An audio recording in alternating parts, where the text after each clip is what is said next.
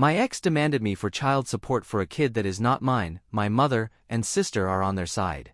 Some years ago, I dated a girl. The relationship was bad, she was very controlling and abusive. It ended up really bad and we broke up. I kept going on with my life, and after some years I got a decent job, enough to solve all my needs, have a comfortable life and make some savings. The thing is, a couple months after getting my job, my ex contacted me. She first asked me to talk. I believed that she may want to reconnect or something, but she showed up with a 5-year-old child, claiming he was my son and demanding for child support. I didn't believe her, but the child age matched the time since we cut contact. I got advice from a lawyer, a friend of mine, to try to solve this out of the court. I offered to take responsibility, pay all the costs and being an active part of the kid's life, only after making a DNA test. Everyone was okay with this except for my ex. She acted offended and demanded to just give her the money she deserved. She used all the excuses she could, even contacted my family to told them I was trying to avoid taking responsibility of her child. When she run out of excuses, and the DNA test was finally made, and surprise! I'm not the father.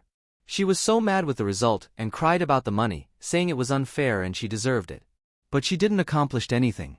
Moving on to the last week, there was a little party on my parents' house. My brother, a friend, and I were talking, and my brother started to joke about the situation with my ex. My friend and I started to joke about it too. Some of our comments were a little dark and bad, but we were far away from the rest of the people. Literally we were on the opposite side of the house, and nobody else could hear us, at least that was what we thought. We were laughing like crazies when my sister appeared very angry and pushed me against the wall. She spied us and heard our conversation and she was really mad. She started to yell at us about how horrible people we were for being mocking of a poor woman. Few hours later, when the party ended, she asked me to go to the kitchen with our parents, and she started to say how awful I was for the previous situation. Apparently, my ex had been in contact with her, and she believed her version, and that was her way to have an intervention.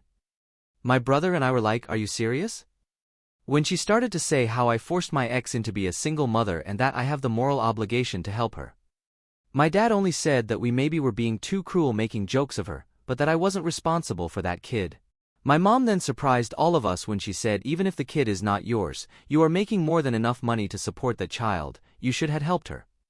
Since then, I had been receiving texts. My dad and my brother are on my side, saying I'm not responsible for her, but my sister is telling me how horrible I am for ruining their lives.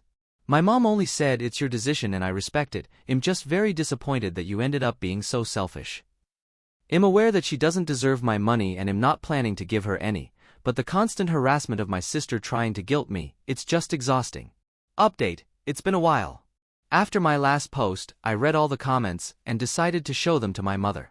We had a talk about the situation. Again, she started on my ex's side, but after reading the post and all the comments and opinions, she realized she was wrong. I think the thing that hurted her the most was all the doubts about if she cheated on my dad and I wasn't his son, and if that was the reason if she was on her side. We had a very long conversation. She told me that she believed my ex because she was always so nice and kind with her, that she decided to don't believe me when I told her all the things she did to me during the relationship, because a good girl like her could never do something like that, so I must be lying. After that, she apologized to me. We are good now. On the other side, my sister. At first she decided that she wouldn't talk to me until I'll take responsibility, but after some days I talked with her. She is totally on her side. Even after showing her everything, she said that none of that matter, because a woman's word go first, and that's all the proof anyone could need. Also, she said that even if you are not the biological father, you have an effective responsibility with her, so you must be man enough to take charge of them and start acting like a real man. She was a lost cause. About my ex.